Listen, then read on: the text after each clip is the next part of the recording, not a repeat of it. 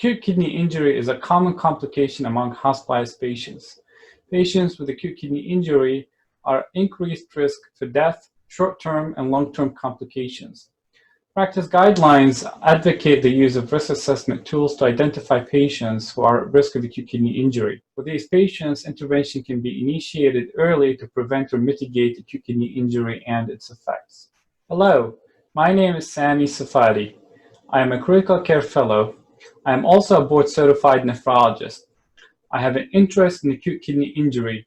The title of our article that will be published in the March issue of the Mayo Clinic Proceedings is Risk Factors for Acute Kidney Injury Among Non-Critically Ill Hospitalized Patients, a population-based study. There are multiple kidney injury risk stratification scores that have been developed for specific clinical settings, such as after cardiac surgery or after contrast exposure.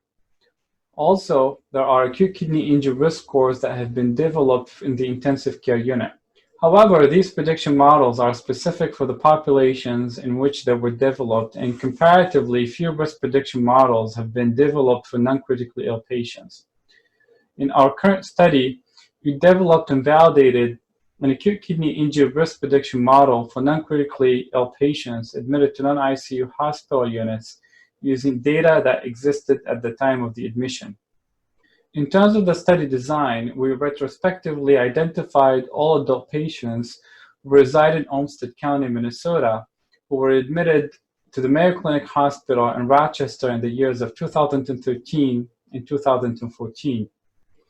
The data for the patients admitted in the year of 2014 was used for model development, and the data for the patients admitted in the year of 2013 was used for the model validation. A primary outcome was hospital-acquired acute kidney injury, defined based on the serum creatinine criterion of the Kidney Disease Improving Global Outcomes Guidelines. There were around 3,000 patients in the development cohort as well as in the validation cohort. Overall, the demographic characteristics and baseline kidney function of these patients were very similar. In both groups, the risk of acute kidney injury during hospitalization was around 11%.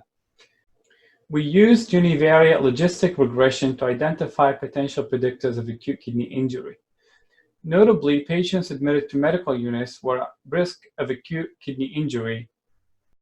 Also, patients with cancer, coagulopathy, heart failure, vascular disease, renal failure, hypertension, and pulmonary disease had a high risk of acute kidney injury during hospitalization.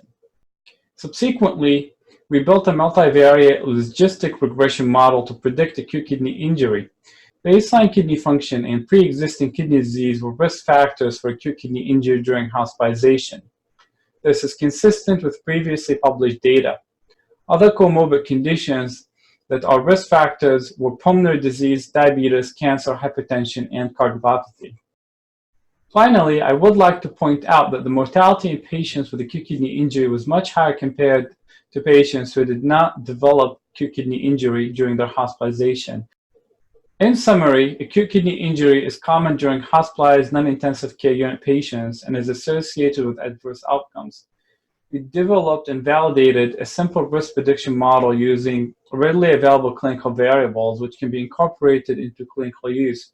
This tool enables identification of hospitalized patients who are at risk of acute kidney injury and may benefit from more intensive clinical monitoring and laboratory testing. Thank you. We hope you found this presentation from the content of our website valuable.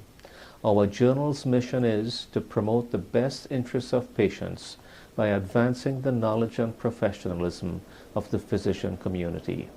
If you are interested in more information about us, our homepage is www.mayoclinicproceedings.org. There you'll find access to information for our social media content, such as additional videos on our YouTube channel or journal updates on Facebook. You can also follow us on Twitter. More information about healthcare at Mayo Clinic is available at www.mayoclinic.org. This video content is copyrighted by Mayo Foundation for Medical Education and Research.